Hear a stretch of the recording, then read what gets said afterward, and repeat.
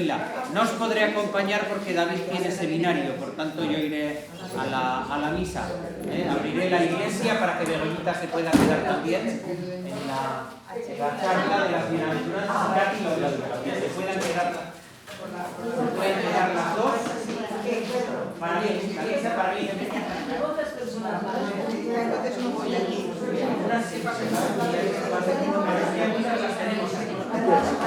Bueno, pues vamos a empezar, que vamos a ceñirnos a lo que hacíamos antes con las charlas, a lo que siempre se ha hecho con las charlas en esta unidad pastoral, que es que sean de 1 hora, de 35-40 minutos de ponencia y el resto del tiempo para preguntas y respuestas, porque es más cómodo para todas, porque no escuchamos tanto a una sola persona y porque además pues luego tenemos muchas cosas que hacer todos y todas. Hoy la charla la va a dar Martín por varios motivos.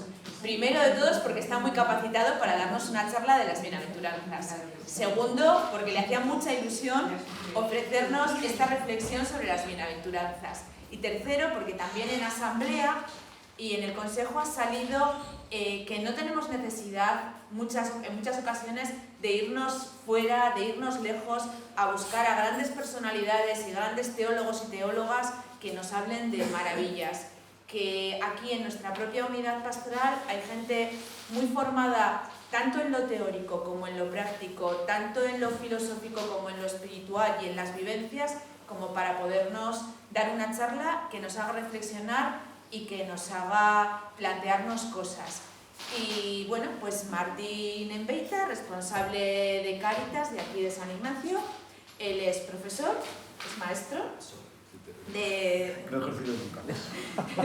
formación y bueno, pues es ampliamente conocido, mucho más no se puede decir, que es todo corazón y que bueno, pues el tema de las bienaventuranzas le viene que ni pintado.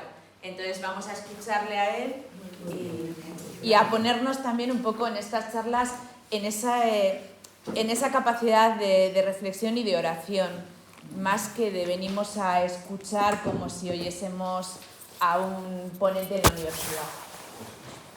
Bueno, pues lo primero, muchas gracias a todas y a todos por estar aquí. Deciros lo primero que yo no soy teólogo, que yo no soy catedrático, que yo no soy profesor de universidad, que soy alguien muy normalito, que estoy nervioso, que soy alguien al que la comunidad pues, le ha encomendado el tema de coordinar un poquito los proyectos, el tema de Cáritas dentro de nuestra unidad pastoral, ¿no? Este tema de las bienaventuranzas pues a mí siempre me ha fascinado. Yo creo que es uno de los mayores tesoros que Jesús dejó en nuestras manos, ¿no? Las bienaventuranzas para mí son una hoja de ruta.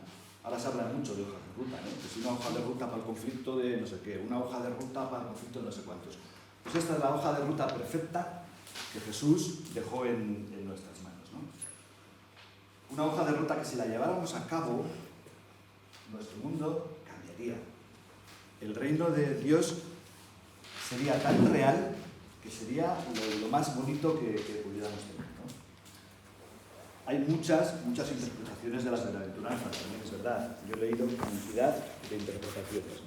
Lo que yo os voy a contar hoy, de lo que yo voy a hablar ahora, es el fruto de mi inquietud, el fruto de mi experiencia en todos estos años con Cáritas, el fruto de mi oración también y el fruto de mi estudio. También me lo he estudiado, y he mirado, y he pensado, y he rezado, y he comparado, y he visto, y he experimentado, ¿no? Pues todo esto es un poco el resultado de todo eso. Para empezar vamos a decir que vivimos en un mundo en el que muchas veces nos lleva a vivir en una esquizofrenia. Por un lado, tú miras y hay mucha gente que lucha por cambiar el mundo, por cambiar nuestra sociedad. Hay grupos feministas, hay grupos de ONGs, hay grupos de parroquia, hay comunidades de base, hay gente que se deja el pellejo por cambiar este mundo, porque los hay y se consiguen muchas cosas, ¿no? Por otro lado, vivimos inmersos en un capitalismo salvaje, que crea unas diferencias brutales entre las personas, que nos lleva a situaciones terribles, nada más que ver la tele, ¿no? Guerra aquí, guerra allá, hambruna aquí, genocidio del otro lado, etc. Pero el caso es que si tú vas por la calle y hablas con la gente, pues la mayoría de la gente aboga por una sociedad más justa. Quiere luchar por cambiar, pero ¿cómo? Pero a veces te dicen, no, pero ¿cómo lo hacemos? Si es imposible, si nosotros no podemos, si eso es cosa de los de allá arriba, ¿cómo lo hacemos? Pero sí que existe esa inquietud de un cambio, ¿no? Pero a la vez nos vemos empujados a un consumismo que poco a poco nos va devorando.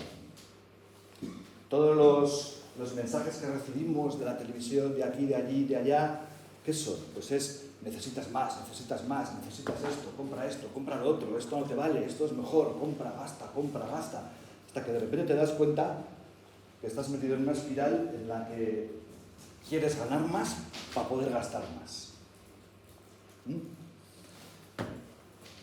caso es que a este capitalismo salvaje lo único que le importa es la utilidad, el confort y el consumo, con una brutal insolidaridad, donde el dinero en sí no es malo, el dinero como medio para algo es bueno, pero es que aquí el dinero se convierte en un fin, se convierte en un Dios, ¿no? Jesús decía muchas veces, no puedes servir a Dios y al dinero. Está claro que es lícito tratar de vivir mejor, de encontrar un mejor trabajo, una mejor casa, todo eso es lícito. Pero cuando eso se convierte en un fin en sí mismo, cuando eso se convierte en el ideal de tu vida, pues ya la cosa, algo está fallando, ¿no? Bueno, ya si miramos el ámbito internacional, a mí me hace mucha gracia, porque hay pueblos enteros que se mueren de hambre, mientras en otros países el problema nacional es la obesidad infantil. Naciones que no saben qué hacer con todo lo que les sobra, que lo tienen que tirar, mientras que otros no tienen ni para comer.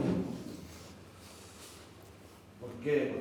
Porque es muy complicado todo eso, pero es que muchas veces nosotros hemos esquilmado a esas naciones a través de la historia para traernos todos sus recursos, para nosotros vivir bien, y les hemos dejado pues como están, ¿no? Claro, mientras tanto, ¿qué hacemos los que nos llamamos cristianos?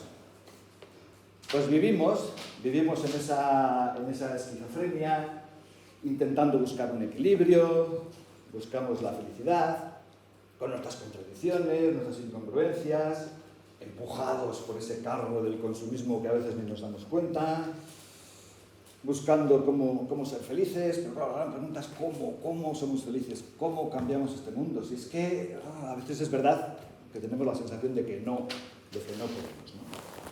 Luego en la Iglesia siempre se nos ha hablado de valores como la solidaridad, reclamar un orden más justo, más humanos, pero es que nosotros y la Iglesia estamos tan instalados en este sistema que nos es muy difícil cambiar el chip, ¿no? Cambiar el pensamiento. Muchas veces pedimos, en nuestras celebraciones pedimos a Dios por la paz del mundo y que se acabe el hambre en el mundo, cuando ya tenemos la respuesta. Y la respuesta somos nosotros mismos. Y la respuesta está en todo esto de lo que vamos a hablar ahora, ¿no? Y ante todo esto, ¿qué dice Jesús? ¿Qué dice el Evangelio? Pues lo que os decía antes, ¿no? Nos propone el proyecto más bonito que un ser humano puede tener en sus manos, que son las bienaventuranzas, ¿no? Jesús nos propone una hoja de ruta que puede cambiar este mundo y puede hacer que todo eso que nos parece tan utópico y tan irreal sea real, sea palpable, ¿no? Y sea vivible. Paso de idea. Vale. Está claro que todos y todas hemos oído hablar de las bienaventuranzas alguna vez en la vida, ¿no? Bienaventurados los pobres de espíritu, porque Dios es el reino de los cielos, bienaventurados los que lloran, los mansos, que tienen hambre y sed de justicia, los misericordiosos, los limpios de corazón, los que trabajan. Todo eso lo hemos oído muchas veces a lo largo de nuestra vida, ¿no? Como os decía antes, hay muchas interpretaciones sobre este tema. Yo voy a hablar de mi experiencia, de lo que ha salido de mi experiencia en Cáritas, de mi oración, de mi estudio, de lo que he visto. Vamos a utilizar estas bienaventuranzas. Pero antes de empezar, vamos a hacernos una pregunta. Bueno, ¿y qué, iba a hacer una palabrota, son las bienaventuranzas? no son frases o eslogans más o menos bonitos o emocionantes. Tampoco son pastillitas tranquilizadoras, ¿no? Tranquilizantes. Bueno, no te preocupes. Tú que sufres, tú que lloras, no te preocupes, bonito. Ya, el otro mundo ya te tocará algo, ya serás feliz, ¿no? No te preocupes. Mi padre, que era muy gracioso, siempre ya decía un chiste y decía: pobre del pobre que al cielo no va. Lo chingan aquí, lo chingan allá. Siempre decía lo mismo. Pues esto es lo mismo. Las bienaventuranzas no son así. Son todo un programa de vida. Una hoja de ruta. Cada bienaventuranza, luego lo veremos, tiene una íntima relación con la siguiente y unas consecuencias claras en la vida de los demás y en nuestra propia vida. Son un camino de felicidad. Pásame de poco. Vale. Seguimos. Entonces, ¿qué significa bienaventurado? Algunas versiones habréis leído que lo traduce por felices. Felices los, felices, bla, bla, bla. Pero ese felices, a ver si consigo explicarme, es más la consecuencia de un hecho que el hecho en sí mismo. Me explico. En la Biblia hay un género literario que se llama el macarismo, al que se recurre cuando se quiere felicitar a alguien por una determinada conducta. Cuando Jesús dice bienaventurados, no busca decir una bendición en sí misma. O sea, no eres feliz porque eres manso, no eres feliz porque eres pobre, no eres feliz porque esto, sino que es exhortar a alguien a recorrer un camino que le va a conducir a esa felicidad. ¿Por qué? Porque te vas a meter en una buena aventura, que te va a llevar a ser feliz. Entonces, decimos, ¿qué significa la palabra bienaventurado? Es una palabra compuesta, ¿no? Bien y aventurado, está claro. ¿Qué significa aventurado? Si miramos en el diccionario de la Nueva Academia de la Lengua Española, dice, el que se mete en una aventura. El que se mete en una aventura. El que se aventura. ¿Y qué es aventurarse?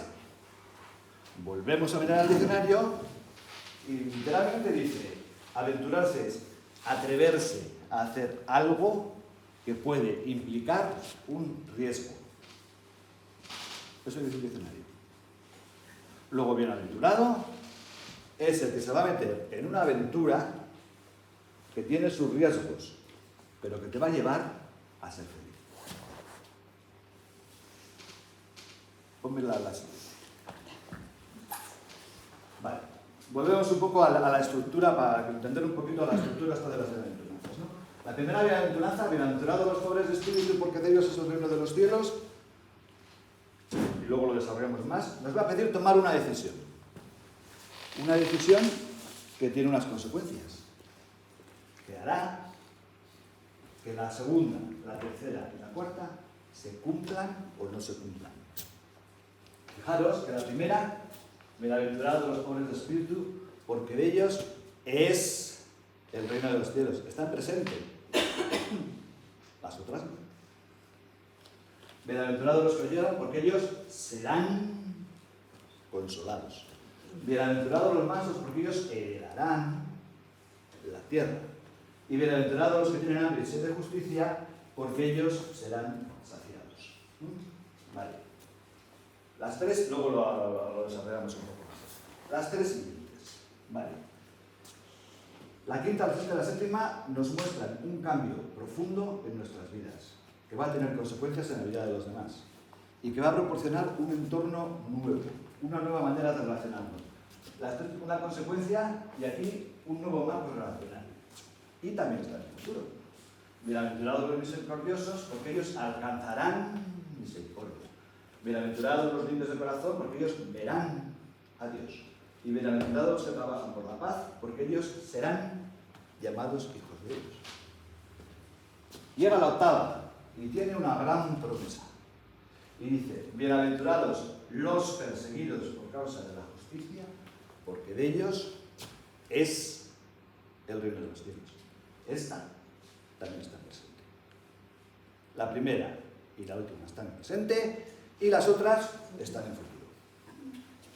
Vamos a desarrollar un poco. Pásame el tiempo. Llega la primera. Bienaventurados los pobres de espíritu, porque en ellos es, en presente, el reino de los cielos. Vale, entonces aquí llega la gran pregunta. ¿Y qué es eso de pobre de espíritu? Hay versiones para dar y regalar, ¿no? Yo, en mi reflexión, en mi oración, pienso, bueno, a ver, pobre de espíritu. A veces decimos, este es un pobre, no le da, es un pobre de espíritu que tiene. No creo yo que Jesús abogara por eso. Entonces, ¿qué es? Aquellos que tienen dinero, pues son austeros. Trabajan, recopilan dinero, lo guardan, pero ellos llevan una vida austera. Pues tampoco, ¿no? Porque Jesús dijo que no podíamos a la vez amar a Dios y al dinero, ¿no? No podemos servir a Dios y al dinero. Vale, entonces, ¿qué es pobre espíritu? Si miramos la palabra espíritu en el judaísmo, el espíritu del hombre expresaba lo más profundo de su identidad. Era la raíz y la fuente de sus decisiones. Cuando hablaban de sus decisiones, hablaban de su espíritu. Sus decisiones surgían de su espíritu. Es decir, ser pobre por decisión, no por necesidad. Claro, tampoco sería lógico que ahora de repente todos vendiéramos lo que tenemos y nos echáramos a la calle a mendigar, ¿no? Y fuéramos pobres. Porque reproduciríamos otra vez todo el sistema, ¿no? Entonces, pues yo lo que a mí me sirve, a la conclusión que yo he llegado, es que los pobres espíritus son aquellos que por decisión cambian o cambiamos el proyecto de tener por el proyecto del compartir. No solo dinero, también tiempo, bienestar, seguridad, confianza, vida en general. De esos dice aquí, es el reino de los cielos. Los que cambian el chip y el proyecto del tener por el proyecto del compartir. Los que se meten, felices los que se arriesgan y se meten en la buena aventura de cambiar el proyecto del tener por el proyecto del compartir.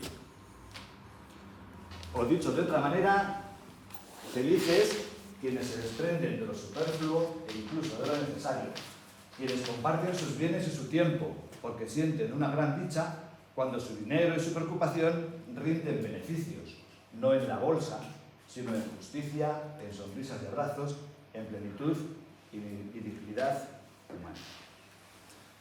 Pasamos a otra. Vale. Fijaros que a partir de esta primera decisión que hemos hablado, que está en presente, llegan las siguientes que están en futuro. ¿Por qué? Porque para que se cumplan las siguientes, alguien tiene que haber cambiado el chip y haber dicho, yo voy a cambiar el chip del tener por el del compartir. Y entonces es como si la cascada se rebosa y empieza a caer el agua encima de las siguientes, ¿no? Bienaventurados los que lloran, porque ellos serán consolados. ¿Y cuándo serán consolados? Cuando vayan al cielo, del pobre que al cielo no va, pues no. Serán consolados por los que han tomado la decisión de cambiar el chip del tener por el del compartir, ¿no? Muchas traducciones la traducen por bienaventurados los que lloran, pero la palabra griega que utilizan es una palabra que habla de un sufrimiento profundo, un dolor profundo que se manifiesta de una forma clara en el sufrimiento desde las entrañas de la gente y en el sufrimiento de la gente, ¿no? Felices los que sufren y lloran porque recibirán consuelo gracias a aquellos que deciden cambiar el proyecto del tener por el del compartir, pudiendo estos también embarcarse en esta buena aventura de compartir. Y la cascada rebosa y rebosa y rebosa y rebosa.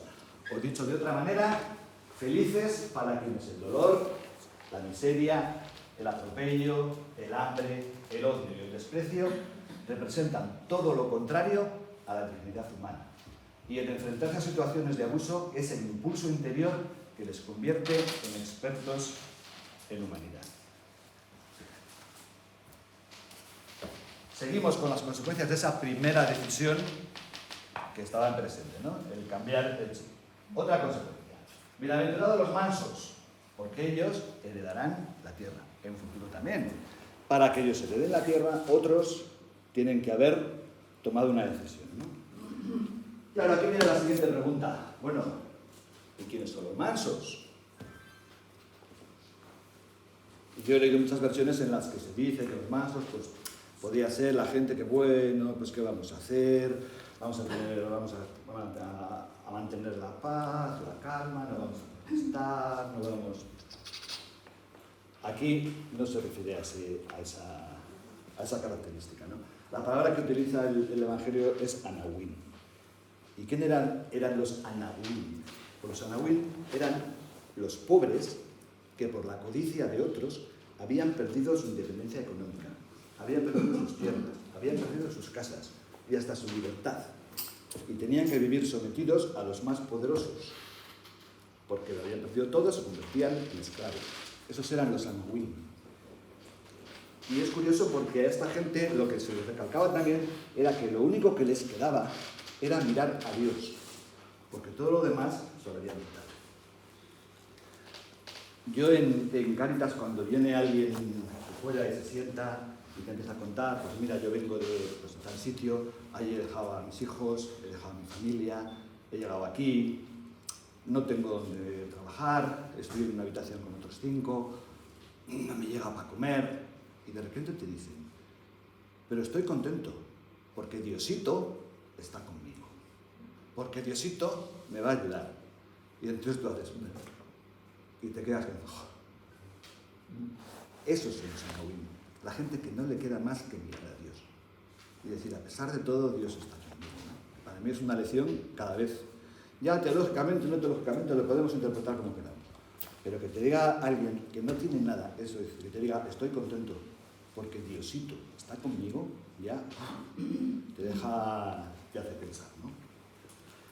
Bueno, Dios, aquí nos está hablando de esa mansedumbre de algunas personas, bueno, paciencia, tal, bla, bla. Aquí nos habla de una cualidad de la persona. Sí que es cierto que en otras partes del Evangelio habla de los mansos como gente con una cualidad no violenta, tranquila, pero utiliza otra palabra, no esta. No utiliza la palabra anahuim, ¿no? Aquí se refiere a los que han perdido todo. Bueno, pues estos heredarán la tierra. ¿Por qué? Porque hubo otros que cambiaron el chip de tener poder de compartir. Y el agua rebosa y rebosa y rebosa y los cambios se producen, ¿no? Recuperarán la tierra. ¿Qué es la tierra? El bien común. ¿Cuántas veces nos habla últimamente el Papa Francisco del bien común, ¿no? Que la tierra es de todos, que no es de los países ricos, que es absolutamente de todos, ¿no? Que hemos arrebatado a través de la historia el bien común, nos lo hemos quedado nosotros, ¿no? Joder, aquí viene gente y nos extraña, pero a veces yo pienso, pero ¿cómo me van a venir? Si nos hemos quedado con toda su riqueza, si hemos esquilmado sus países, nos lo hemos traído aquí para que nosotros vivamos bien. Hace poco el obispo hablaba de que había estado en el Congo, me parece, y hablaba de los niños que trabajaban en las minas de coltán, para traernos el coltán para aquí, para hacer el iPhone 25.000, que sea mejor que el otro. Entonces, eso es perder el bien común, ¿no? Jesús proclama nosotros a los mansos, los sometidos, los pobres que por la codicia de otros han perdido su independencia económica y su libertad, viviendo sometidos a los poderes que los han despojado. Cuando renunciamos a la codicia por el dinero, por tener, por acumular, entonces la tierra se convierte en el bien común.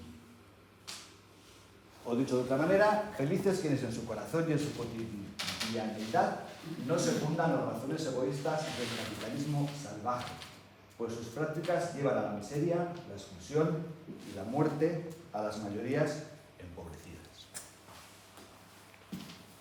Otra consecuencia. Bienaventurados los que tienen hambre y sed de justicia, porque ellos serán saciados.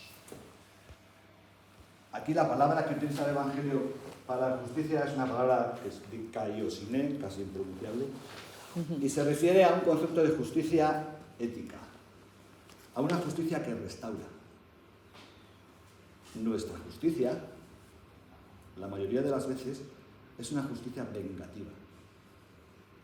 ¿Cuántas veces oímos, tú has hecho esto, vas a la cárcel, y ojalá te pudras en la cárcel y no salgas nunca?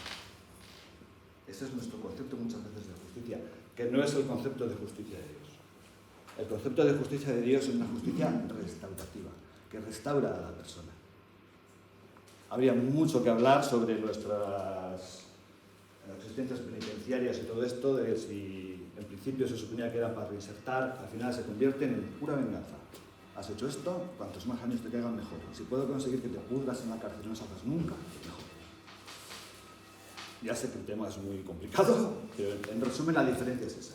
Nuestra justicia muchas veces es vengativa, la justicia de Dios es restauradora. Y aquí se refiere a esa justicia que restaura, no que condena, que restaura las relaciones humanas, la solidaridad, la paz, etc. Fijaros que esta tercera bienaventuranza condensa un poco a las otras dos. ¿Quién sufre este tipo de injusticia? Pues los que lloran, los que sufren, los mansos, los que han perdido todo, a los que se les ha quitado absolutamente todo, ¿no? ¿Y por qué serán saciados? Ya sé que soy pesado, pero es que volvemos a lo mismo.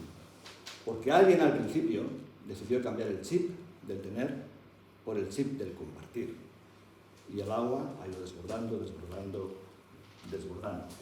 Felices los que han visto conculcados sus derechos por la situación social injusta y sufren y lloran y son sometidos, porque gracias a la decisión de cambiar el tener por el compartir, serán restaurados. Lo han dicho de otra manera. Jesús proclama dichosos a los que tienen hambre y sed de justicia. La palabra justicia, por esto es un poco lo que he explicado, ¿no? En griego, diakosine expresa una actividad recta y reguladora de las relaciones humanas, englobando en esta buena aventura a los que lloran, a los que sufren y a los sometidos. Sus derechos conculcados serán restaurados y se verán libres de opresión, gozando de independencia y libertad. Seguimos. Vale, lo que decíamos. Hemos visto 3 consecuencias. Serán consolados, heredarán la tierra y serán saciados de esa primera decisión que tenemos que tomar, ¿no? ¿Por qué? Vuelvo a repetir, por aquel cambio de chip de la primera bienaventuranza, porque ellos es el reino de los cielos. Ahora vamos a ver cómo esta decisión, que es la base de todo, va a cambiar nuestro corazón.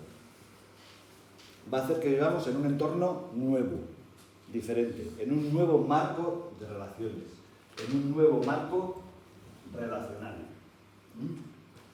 Se acabaron los sufrimientos, se acabaron las injusticias, se acabaron las humillaciones. ¿Por qué? Porque vamos a tener un corazón misericordioso, porque vamos a ser limpios de corazón, porque vamos a trabajar por la paz. Yo sí que me he dado cuenta en todos estos años de mi experiencia en Cáritas, mi mentalidad, mi corazón, todo en mí ha ido como cambiando. A pesar de mis incongruencias, a pesar de mis contrariedades, como todo el mundo, pero a veces son como bofetadas que te hacen ver la realidad, ¿no? Y decir, tú eres tonto. O sea, pero ¿qué estás pensando? ¿Cómo se te ocurre pensar pues barbaridades así, ¿no? Y te das cuenta cómo tu corazón va cambiando. Cómo eres más capaz de ponerte en el lugar del otro, cómo eres más capaz de entender, cómo tiendes menos a juzgar. Y todo eso son consecuencias de esa primera decisión, ¿no? Pásame el diálogo. Vale.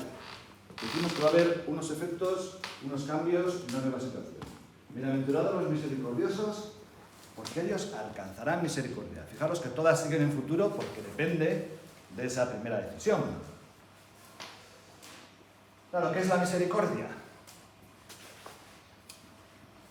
Aquí no estamos hablando solamente de compasión. La compasión es un sentimiento de pena.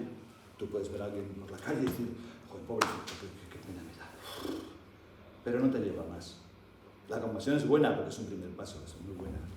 Pero no lo es todo, ¿no? Solo se queda en eso, no sirve para mucho. Sin embargo, la misericordia no es un sentimiento. La misericordia es una actitud. Es decir, una disposición a ponerte en el lugar del otro, que siempre, siempre, siempre deriva en un hecho, en algo amable, en una asistencia buena hacia el otro, ¿no? No se queda solamente en qué pena me da, sino que me empuja a hacer algo por el otro. Claro, si tú te pones en el lugar del otro, si cambias ese chip, otro se pondrá en tu lugar, y el otro se pondrá en el lugar del otro, y el otro en el del otro, y así a nadie le faltará nada, porque todo estará a disposición de todos. Felices los que optan por la buena aventura de ponerse en el lugar del otro, porque así ni a ti ni a nadie le faltará nada. O dicho de otra manera, Jesús llama felices a los misericordiosos, a los que no se quedan en un simple sentimiento de pena, sino que saben ponerse en el lugar del otro, traduciéndose en amabilidad, asistencia, perdón y reconciliación. La compasión es un sentimiento, la misericordia es una actitud. Felices quienes abren sus ojos a la realidad, quienes no miran hacia otro lado cuando ven al extranjero marginado, a la mujer maltratada, a la familia desahuciada, al hombre mayor en paro, al joven que tiene que emigrar para sobrevivir.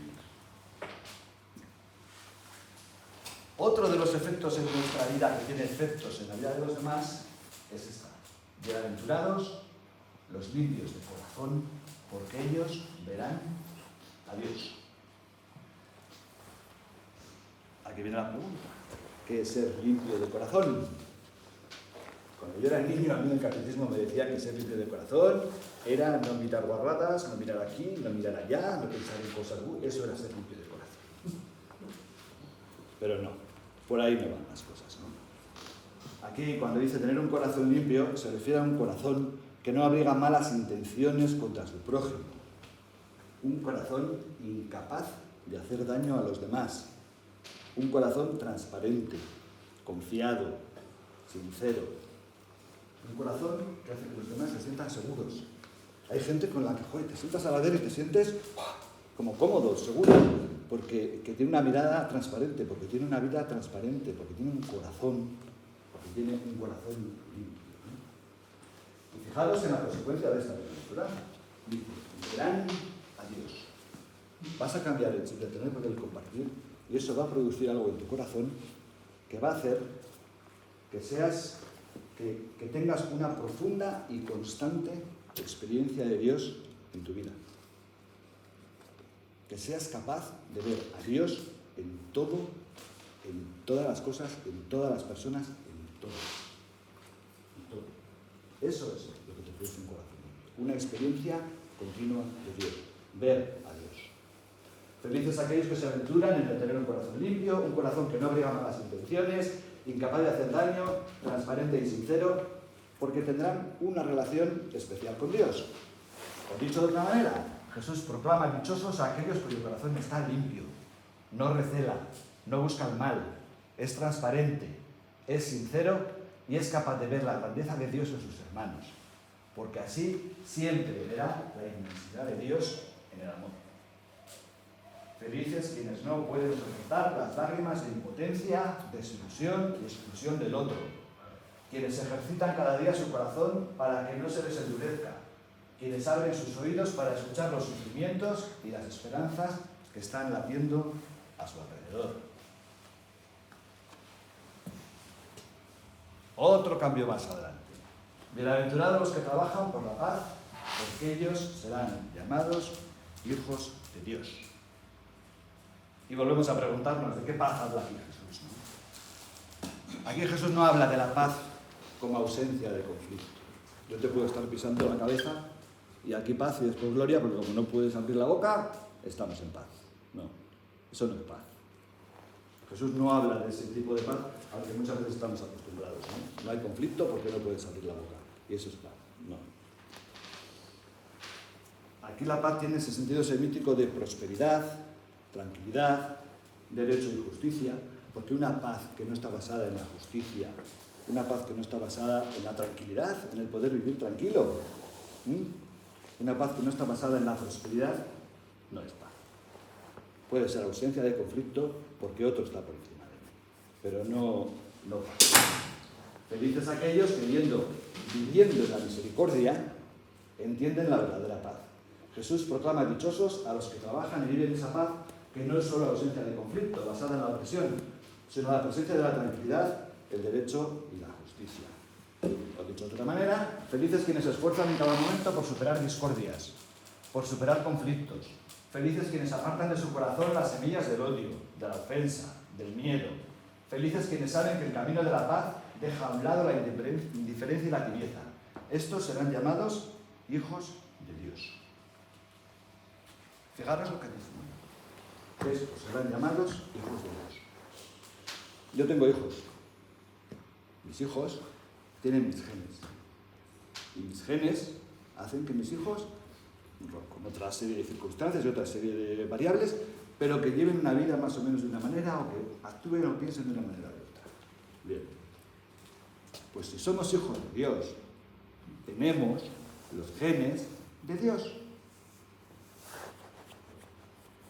Y tenemos el gen del amor, tenemos el gen de la paz, tenemos el gen de la misericordia, tenemos el gen de la solidaridad, tenemos el gen de la vida, tenemos el gen de Dios. Que no se nos olvide. Tenemos los genes de Dios. ¿Qué más queremos? ¿Qué no podemos hacer si tenemos esos genes de Dios? ¿Qué pasa? Vale, volvemos a este punto. Fijaros que como antes, esta bienaventuranza, bienaventurados los que trabajan por la paz, serán llamados hijos de Dios, condensa un poco a las otras dos, ¿no? ¿Por qué? Porque solo podremos vivir en paz en un mundo donde todos estén dispuestos a ponerse en el lugar del otro. Si yo no me pongo en el lugar del otro, difícilmente voy a poder luchar por esa paz, ¿no? Porque viviremos en un mundo donde nadie abrigará malas intenciones contra los demás, ¿no? Bienaventurados los limpios de su corazón. Pasan un mes. Pues dicho de una manera, el efecto que produce el cambiar el proyecto del tener por el del compartir, acordaros de la primera bienaventuranza, tiene consecuencias en mí mismo, en mi corazón y en los demás. La misericordia, la limpieza de corazón y el ansia de paz se instauran en mi vida, cambiando mi esencia y cambiando la vida de los demás, trayendo un nuevo marco de relaciones. Y llegamos a la última, ya no me enrollo más. Bienaventurados los perseguidos por causa de la justicia, porque de ellos es el reino de los cielos. Otra vez en presente. Todas las demás estaban en futuro, porque dependían de aquel cambio de chip de alguien. Si no, no se podían cumplir. Llega la última y otra vez está en presente, porque de ellos es el reino de los cielos. Bueno, la primera bienaventuranza nos pedía cambiar el chip del tener por el del compartir. Y entonces se producían una serie de cambios y una serie de consecuencias en mi vida y en la de los demás, ¿no? Esta última, que también está presente, lo que nos está pidiendo Jesús es que seamos fieles a esa primera decisión, que seamos fieles a ese proyecto de Jesús. Cuando dice los perseguidos por causa de la justicia, ¿a qué se refiere? O sea, todo lo que hemos estado hablando antes, ¿no? A los que lloran, a los mansos, a los que luchan, a los que no tienen, a los que se les ha quitado, a los que se les ha esquilmado, a los que no tienen el bien común, a esa justicia se está refiriendo, ¿no? Y lo que nos pide es que seamos fieles. Jesús proclama felices a los que participan en presente en esa aventura del reino de los cielos, aquellos que asumen la primera opción de compartir y se mantienen fieles a semejante proyecto a pesar de ser perseguidos por ello. Hemos dicho al principio que aventurarse era meterse en una aventura que tiene sus riesgos.